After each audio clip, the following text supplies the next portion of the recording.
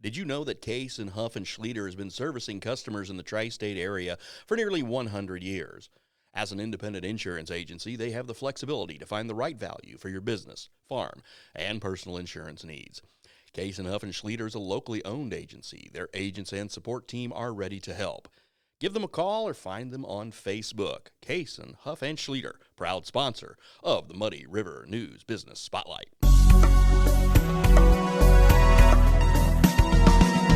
And welcome to the Muddy River News Business Spotlight. I'm Bob Goff, and our program is brought to you by Case and Huff and Schlieder Insurance. My guest today is Amy Stevens with Underbrinks Bakery. Welcome. Thank you. I will be seeing you soon because my son, who lives in Chicago, and my daughter, who lives in Rockford, are coming into town, and they've already said they want stuff for Sunday morning. So I'll be in Friday or Saturday to pick that up.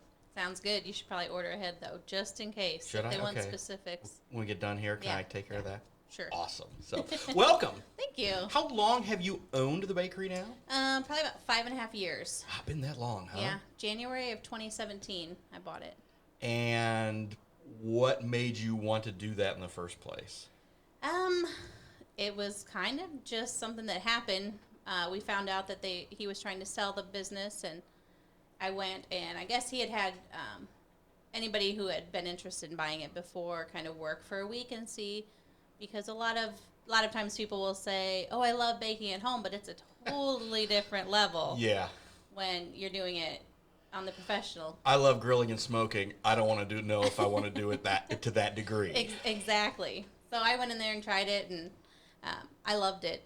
Just it was completely opposite from what I was doing, and so we just worked it out where I trained under him for 9 months and then bought it in January. Is it like the old commercials? Time to make the donuts. You got to roll in there bright and early. Somewhat. We do have someone. My main baker, goes in usually around 3 in the morning. Gets the ovens turned on. Gets rolling all the Danish and getting everything ready and putting the proofer. So then about 4. Probably a little earlier. We've backed it up some just to get a head start, but we have another guy that goes in there and he fills all of the Danish for the orders, and that kind of starts our day. We all trickle in after that and do the icing, fill the orders, try to stock the front with whatever we need, and then as soon as we open, it's whatever we need to do during the day. And so, but you go in before 6, so what time do you get home? Sometimes I'm doing better now at getting done earlier, depending on who I have workers wise. We have a couple out sick right now, so I'm staying there and icing some angel food and that later in the day than I normally would be. I hope to usually get out of there by noon, but I go in there 5:30 or 6. And you guys are open every day, but Monday and Sunday. right. Yeah. That's what I thought. I couldn't remember if it was both days or not. So, Yeah. what is your busiest time of the year? As soon as it hits Halloween, it's usually Halloween through Christmas is just crazy. Thanksgiving is usually the week before, right up to Thanksgiving, and then Christmas is the rest of the time. I think it's a lot of like what I just told you about. You got family in town. Mm-hmm. Hey, I need some underbrinks. I'm coming in from far away. I don't get here very often, and my kids are here a little more frequently, and so yeah, they will. But still, every time they're home, that's what they want. So, what is your favorite thing to bake? Ooh, favorite thing to bake. I actually like making the custard. It gets to be like an overload at holidays because we have to make so many batches and we can only make a certain amount at a time. But with cream pies and then our custard Danish, and it's just one batch after another. But I love making that because to make it from scratch, it's so good. Finish from start to finish with like cream pies are so good. They're so fun to make. But we make our cookies a lot. I would say I don't get to do a lot of it. I do a lot of different parts of the bakery right now. Mm-hmm. Fill in where I'm needed, which is kind of what I like. Being in there and rolling out the dough and actually creating the Danish is fun. When you take over a business like this, which is such an institution in the community. I think people will look at that and might say, "Well, boy, I don't know if it'll be the same old whatever." I've never heard anybody say that about Underbrinks. I don't think I don't think you missed a beat when you took over. Well, good. Thank you. I tried And not to. That's what we heard a lot about that. Everybody worrying, but I always said that's why I took over Underbrinks. I didn't want to start from scratch. sure. I didn't know enough to start from scratch, I guess you could say. I mean, yeah, you have that built-in clientele, that wonderful neighborhood location.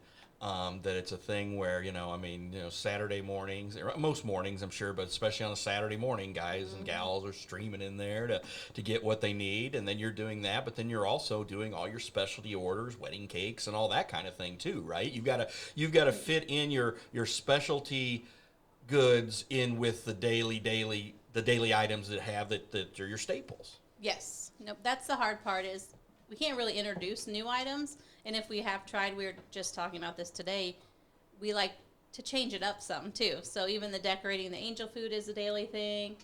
Our cookies, the staples like that. All of the Danish in the mornings are all the same.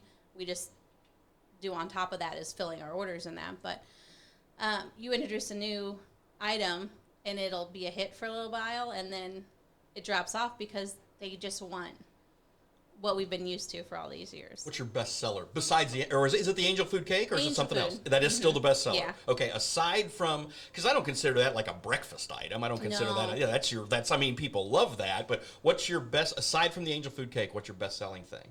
It would have to be the nut rolls and radio rolls. Okay, Yeah. that's kind of what I was Yeah. thinking. So Yeah, and it's hard to.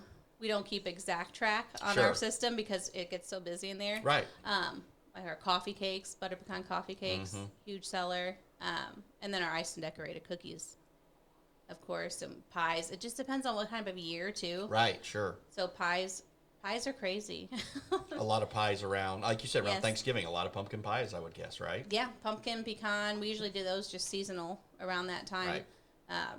But there's just even throughout the year, pies will be. Everybody needs a pie. Well, when do the chicken pot pies return? In the fall. That's what I thought. Yep. So It'll be either September, October. We kind of let it get cooler, and then it's a process because it takes us from Monday of that week to Thursday when we put the pot pies together to get everything. oh yeah, no, Because it's we're making all that yeah. on top of everything else. So yeah. Trust me, I know way too much about their operation from the consumer side of things. But still, I think again when you're talking about something like Underbrinks, and when you say that everybody in town knows what it is, everybody in town knows how good it is.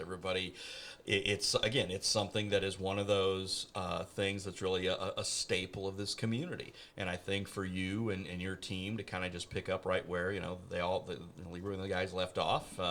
I think you need to be commended for that.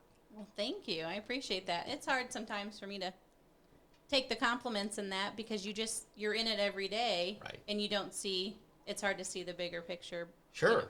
From get it. outside looking in. Yeah, I totally understand that because you're okay. We got to get the stuff done. We got to hit everything out there. And then you got to just get up and do it again the next day. Yep. And I understand how you just get that tunnel vision of okay, we have to have this going. And I think it's really interesting what you mentioned about new items. Quincy is just one of those communities that we're a little set in our ways sometimes. We're a little traditional. Yep. And you want your certain things from certain places, and if they mess with that, what are you doing that for? So I think I really understand what you're saying when it's like, okay, we'd like to introduce, I'll just say a donut or whatever, but then it's like, well, no, because it's like it takes away from this, and if we screw up the radio rules by doing the donuts, then that's going to be a problem. Right. Nope. That's true. Yeah. It's a big fear of just you want to please everybody and keep them knowing in that history of what they have and the nostalgia of when they came as kids and as they've grown up and they've shared with their kids. And you said you had your kids coming in town, and we just had our annual 2-week shutdown. So I've had a lot of messages where, we miss some people when they were in town, and it's always the same time every year, so we Right. always miss them. Yeah. But our angel food and that will freeze easily, and so I always tell everybody that, or just we'll ship. We can ship some items. So, but it's my inbox and messenger are just filled with, who's coming to town and what they want. But it's really good that you take that break, that your employees know it's that break, and it's like, okay, we're all just, we don't have to mess with vacation schedules. We don't have to do this. We don't have to do that. It's like, okay, from here to here, go. Don't think about baking for 2 weeks. Go do whatever else you want to do. And I know a lot of other restaurants have done that over the years, where they'll take a week, and it'll be, sometimes it's the first week of the year, or a lot of times like yours, it's around the 4th of July. So that seems to be something that that I think it's a good practice, and I really think it's great that those business owners do that with their employees in mind. And let's face it, it's a little self-serving, because that boss wants a break too. Exactly. I mean, a break from not worrying what's going on while I'm not there too. Yes. Yes. Oh yes. No, and it's so hot during the summer for us, and even in June, we had no idea it was going to get as hot and humid as it did, and that plays a huge role in the baking of especially our angel food. Sure. And just that humidity, and that's one thing where you just never know with baking from scratch how it's going to turn out. So. Well, I just want to thank you for stopping by, Amy, and we will have a link to the website and the Facebook page and all that stuff on this story, and we'll get done here, and I can get the order for my kids this weekend. That sounds great. Thanks for having me. That's Amy Stevens with Underbrinks Bakery, and I'm Bob Goff, and once again, thank you for watching the Muddy River News Business Spotlight, brought to you by Case & Huff and Schleter Insurance.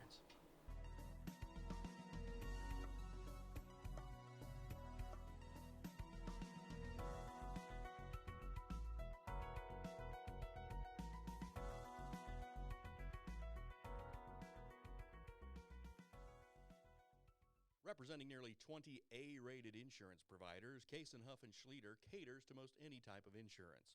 Business, farm, home, auto, and health. For nearly 100 years, their team of experienced professionals is second to none in providing coverage for your insurance needs. Case & Huff and Schleter will find the most cost-effective solution to your business challenges, and with their experienced agents, they know how to navigate the insurance markets. 100 years, an agency built on service, no matter what side of the river you call home. Give them a call today or find them on Facebook. Case & Huff and Schleter, peace of mind since 1923.